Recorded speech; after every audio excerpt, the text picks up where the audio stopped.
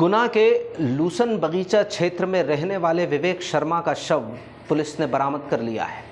बताया गया है कि विवेक की हत्या उनके ही मामा के लड़के ने बेहद नृशंस तरीके से की है। तकरीबन 48 घंटों तक पुलिस को गुमराह करने के बाद वो शख्स टूट गया और उसने कबूल कर लिया कि उसने विवेक का गला रेत कर उसे मौत के घाट उतारा था। इसके बाद उसकी बॉडी के 3 टुकड़े किए नेशनल हाईवे पर गादेर क्षेत्र से कुछ दूरी पर गड्ढों में भर दिया। गुना जैसे शांति प्रिय शहर में इस तरह का जघन्य अपराध सामने आने पर पुलिस भी हैरान है। गुना एसपी राकेश कुमार सगर ने स्वीकार किया है कि हत्याकांड से जुड़े कई अहम सवालों के जवाब पुलिस तलाश कर रही है।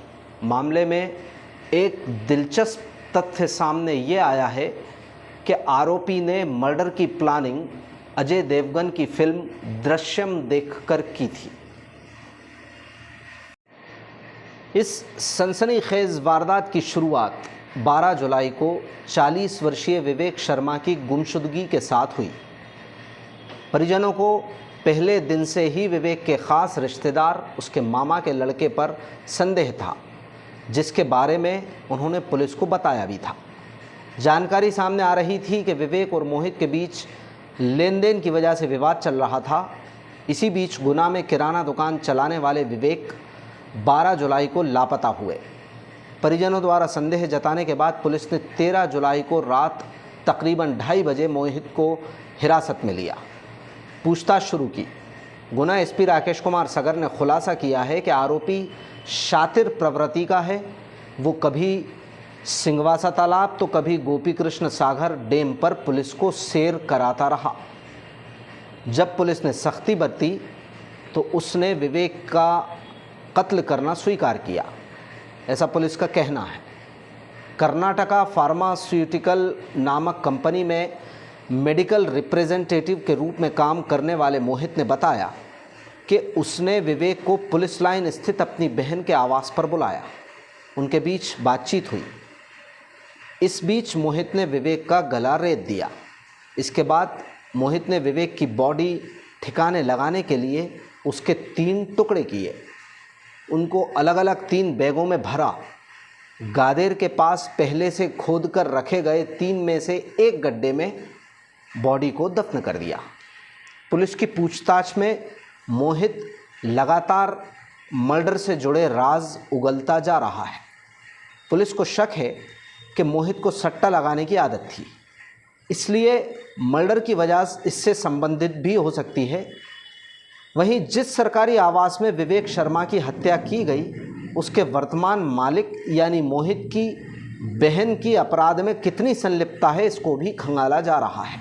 फिलहाल गुना पुलिस मोहित को कोर्ट में पेश कर उसका रिमांड मांग रही है, ताकि उससे वारदात में इस्तेमाल किया गया चाकू बरामद किया जा सके, जिसे उसने गुना के ही रिलायंस स्मार्ट स्टोर से ख़रीदा था। इसके अलावा हत्या की असल वजह को लेकर भी पुलिस अभी मुतमईन नहीं है। इसीलिए आरोपी मोहित को रिमांड में लेकर उससे पूछताछ करने की पुलिस कोर्ट से गुजारिश करेगी। बता दिया क्या आपके बच्चे भतीजा था आपका, उसको क्या क्या कैसे की गई? उसको कुछ पैसे दे दिए थे, उसको कभी ज़रूरत पड़ी तो भैया था, भैया के हिसाब से दे देते, परिवार का था, मामा का लड़का था उसका। उसको पैसों की ज़रूरत पड़ी तो उसने दे दिए 90,000 रुपये। रिटर्न मांगे होंगे तो नहीं दिए होंगे। वैसे कोई लड़ाई मड़ाई तो थी नहीं, राजी राजी उसके घर गए, चाय माय पिला के क्या किया, बेहोश किया क्या, वो भगवान जाने। नहीं उसने उसका मर्डर करवाया। और लोग भी कोई शामिल थे? कोई भी नहीं, वैसे वो है भगवान जाने, लेकिन फ़िलहाल में तो वो खुद ही था और कोई नहीं। तो क्या बॉडी ऐसे काटी क्या? बॉडी इसने बता रहा है कि बेहोश की कोई दवाई दी है, उसके बाद तो गला काटा है, ऐसे ऐसे टुकड़े मुकड़े करके करा। ये बता रहे हैं 3 टुकड़ों का उसने अपनी बहन के घर पे करा। तो बहन का घर? बहन ने फिर रात को उसकी सफाई करवाई है, ब्लड वगैरह जी। और उसकी बहन का पति एसएफ में पुलिस में लटेरी में साथ पोस्टिंग पे है, फिर ये भग गया है। तो शायद मेरे जहाँ तक ख्याल है पुलिस वाले ने उसको समझा के वापस लौटवाया गवाली। तो ये सरकारी वहाँ पे था जो क्वार्टर? सरकारी क्वार्टर में उसके राम के घर पे ही जो पुलिस वाला है, उनके घर कौन सी एसएफ कॉलोनी SF कॉलोनी गुना में वही हुआ है। अभी हो गया पोस्टमार्टम? पोस्टमार्टम हो गया, चल रहा है, मतलब होने वाला है या हो चुका। ये मतलब बॉडी कहाँ से मिली थी? बॉडी मिली है अपनो टीट मिडवे हाईवे टीट बोलते हैं, उससे 200 मीटर आगे रोड पे ही और 200 मीटर अंदर। उसने तो अच्छे 3 गड्ढे खोद रखे थे वहाँ पे, पहले से प्लानिंग ठीक किया था, वो उसका दिमाग हुआ। ये घटनाक्रम प्रॉपर हमारा कस्बा गुना का है। इसमें थाना कोतवाली में 12 जुलाई को एक गुमशुदगी कायम होती है और इसमें जो विवेक पिता राजकुमार शर्मा, ये इनकी गुमशुदगी दर्ज की गई और इस गुमशुदगी में ये तथ्य आया कि इनका पैसे का लेन देन मोहित से है और मोहित जो विवेक के मामा जी के लड़के हैं। इसी क्लू पर चूँकि परिवारजनों ने बताया था और ये कायमी 7:30 बजे के आसपास हुई 12 तारीख को। और जब हमने पता लगाया तो ये मोहित जो है घर पर नहीं मिला और ये 13 तारीख को रात को हम लोगों ने 2:30 बजे ये शिवपुरी से उसको हिरासत में लेके आए। इससे काफ़ी हम लोगों ने बहुत गहनता से पूछताछ की, लेकिन उसके द्वारा कोई ऐसे तथ्य सामने नहीं लाया जिससे हम लोग आगे बढ़ सकें। उसमें हुआ क्या है कि इन्होंने इनका एक बहन का मकान है, उस बहन के मकान में इन्होंने अपनी माँ को कुछ दवाई खिलाई क्योंकि ये MR है और उसमें उस माँ की तबीयत ख़राब हुई और इसने जो है अपनी सिस्टर से ये कहा कि तुम जो है माँ को देखने चले जाओ और वो खुद ही अपने माँ के पास पहुँचा के आ गया। मकान खाली था। इसके बाद उसने इनको कॉल किया विवेक को कि तुम चलो आ जाओ, हम तुम्हारा हिसाब किताब करते हैं, क्योंकि इसमें पैसे का लेन देन का इनका विवाद था।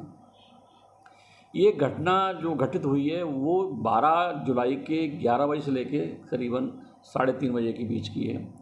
इसी बीच में इन्होंने, इनकी भांजी जब आ जाती स्कूल से तो वो कहती है कि उसको भी बाहर से रोक लेते हैं और बोलते हैं कि हमारा जो बॉस है वो गंभीर रूप से घायल हुआ है और उसमें कुछ ब्लड निकल रहा है और हमें उसकी ड्रेसिंग करनी है। आप लोग ऐसा करो, पैसे लेके जाओ, हमारी स्कूटी ले जाओ और आप खाना वाना खा के माँ के पास चले जाओ। इस प्रकार उसने पूरा घर जो है अपने कब्जे में रखा पूरे दिन। और ये जो घटनाक्रम हुआ, इसने जो है 12 जुलाई के 11 बजे से लेकर 3:30 बजे के बीच में उसको बेहोश किया। बेहोश करने के बाद इसकी हत्या की और हत्या करने के बाद इसने पूरी डेड बॉडी की करीबन छोटे छोटे पीस किए और पीस करने के बाद इसने 3 बैग में उसको रखा। रखने के बाद इसने फिर ये इतना मतलब क्रिमिनल माइंड है कि ये उनके परिवार के पास भी गया, जिनका बालक गुमा था विवेक, उनके परिवार में गया तो उन्होंने इससे पूछा कि भाई हमारा लड़का कहाँ है। इसने अनभिज्ञता जाहिर की और उन्होंने इसको थोड़ा सा डांटा डपटा, तो ये वहाँ से भाग गया। भाग जाने के बाद इसने रात को ऑटो में ये तीनों को रखा, तीनों जो बैग थे इसमें डेड बॉडी के पार्ट थे, इसको ले जाके गादर घाटी में पूर्व से खुदे हुए गड्ढों में, 3 गड्ढे पहले से खुदे हुए, उसमें एक गड्ढे में उसको मिट्टी में दबा दिया। तो ये घटनाक्रम हुई है और इसमें चूँकि जो प्रथम दृष्टा तो चूँकि यही आया कि पैसे का लेन देन है, लेकिन हम लोग ये इसमें अनुसंधान कर रहे हैं कि पैसे का लेन देन कोई बहुत बड़ी रकम नहीं है, करीबन 60,000 के आसपास का है और विवेक का और बाकी लोगों से भी लेन देन है, लेकिन इतनी बड़ी राशि नहीं है कि इस प्रकार का अपराध घटित किया जाए। ये अपराध में बेसिकली मर्डर करने के बाद डेड बॉडी के पीस किए गए, ये गंभीर घटना है। इस पर हमने जो है मोहित को गिरफ्तार किया है। इसमें 302, 201 का अपराध पंजीबद्ध किया गया है। तो इस प्रकार ये पूरा घटनाक्रम जो उजागर हुआ है, इसमें जो आरोपी है वो बहुत ही क्रिमिनल है और उसका ये कहना है कि हमने दृश्यम फिल्म देखी है और उसी पैटर्न पर उसने काम किया। वो तो चूँकि वो बच्ची का सहयोग नहीं मिलता तो हम लोग और भटकते, क्योंकि इसने हमको 3-4 तालाबों में भटकाया। अंत में जाके करीबन रात को 9, 9:30 बजे हमको जो है डेड बॉडी रिकवर हो पाई। सर आरोपी IPL में भी कर्जदार है। हाँ, ये चूँकि उसकी शोहरत है कि ये कोई ऑनलाइन रमी वगैरह के साथ कुछ खेलता है और अभी हम लोग उसका डिटेल भी निकाल रहे हैं। और इसने ये भी है कि जो विवेक से पैसा लिया है अपने ऑनलाइन जो ट्रांसफ़र के कराया था, वो भी ये पूरा एक दिन में ही पैसा वो पूरा इसने खर्च किया है।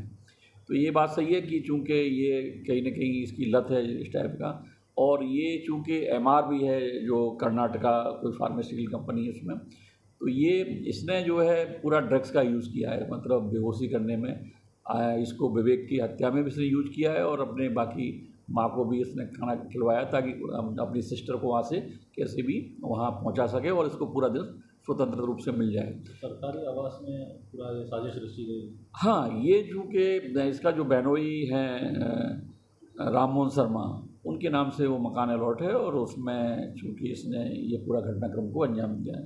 वो कहाँ पोस्टेड है? वो चूँकि अपनी इसी 26 बटालियन में है, लेकिन उसकी पोस्ट बाहर है तो वहाँ पदस्थ है, लेकिन चूँकि तैनाती बटालियन इनकी यही 26 बटालियन गुना है।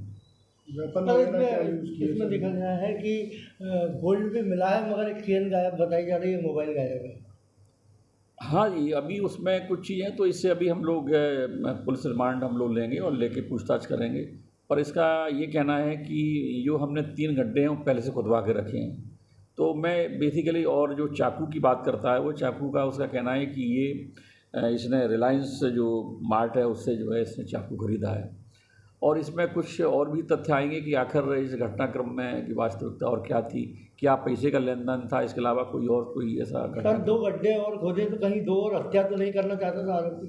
देखिए, उसका जो मोड्स ऑपरेंडी बड़ा खतरनाक है क्योंकि उसने हम लोगों ने काफ़ी गहनता से पूछताछ कर की है। वो तो अपने काफ़ी हम लोगों ने जितनी हमारी मेथड थी सबसे बात बने उसको पूछा, लेकिन अंत में वो बच्ची का अगर हमको क्लू नहीं मिलता तो शायद हम लोगों को भी अंधेरे में रहना पड़ता। लेकिन इस प्रकार उसका जो मोड्स ऑपरेंडी है और उसके आधार पर लगता है वो कहीं ना कहीं वो उसके षड्यंत्र उसके दिमाग में है और इसमें हम लोग जो है पुलिस रिमांड में इसकी पूछताछ करेंगे। वहाँ पे ये लोग वापस आ गए क्या अपने घर पे या अभी भी बाहर? अभी जो बहन है उससे तो मैं पूछताछ कर रहा हूँ और बाकी इसको हम पुलिस रिमांड हम अभी ले रहे हैं तो पूछताछ करेंगे। घटना के समय बहन मौजूद थी या नहीं? अब उसका ये कहना है कि हमने अपनी बहन को अपनी माँ के पास भेज दिया था क्योंकि माँ भी जो है अस्वस्थ बताया था और भांजी को भी इसने पैसा दे के भेज दिया। लेकिन भांजी को बेसिकली उसका पूरा प्लान नहीं, क्योंकि इनोसेंट बच्ची है तो उसने तत्काल बोल दिया कि मामा जी का ये कहना है कि हमारे बॉस जो है वो घायल हो गए हैं तो उनकी ड्रेसिंग कर रहा है, इसलिए आप लोग अपना जो है खाना वाना खाएँ और अपने माँ को जो भेजा है उन्होंने मामा के या इसके खुद के घर में तो चले जाने को कहा है। इसका मतलब ये है कि बेसिकली बहन को जानकारी होना चाहिए क्योंकि अभी हम लोगों ने उतनी पूछताछ नहीं की, लेकिन बहन का ये कहना है कि बच्ची के द्वारा अगर नहीं बताते तो बहन भी शायद मेरे हिसाब से उतना कॉपरेट नहीं करती क्योंकि कहीं ना कहीं जानकारी तो हो गई, क्योंकि व्यक्ति उसके घर में लगातार पूरा टाइम दे रहा है तो निश्चित ही कोई तो जानकारी रही होगी, तो वो हम लोग पूछताछ में उस चीज़ों को उजागर करेंगे। तो ब्लड वगैरह भी होगा तो क्या कुछ सफाई इसने कर दी है मौके पे? हाँ, हमने वो पूरा मकान को सील किया है और इसने चूँकि जो हमने डेड बॉडी को जहाँ से हमने निकाला है वहाँ ये पॉलीथीन में बेड शीट है और उसकी कवर है उसके सोफ़ा के, वो सब उसमें किए और उसने पूरा मकान को साफ़ किया है। तो इसके बावजूद भी सिम्टम तो है पूरा जो है ब्लड स्ट्रेन है, तो वो हम लोग उसकी पूरी जांच करके और सैंपल भी ले रहे हैं और इस प्रकार वो जो घटना स्थल है वो अपना उसके बहनोई का ही क्वार्टर है।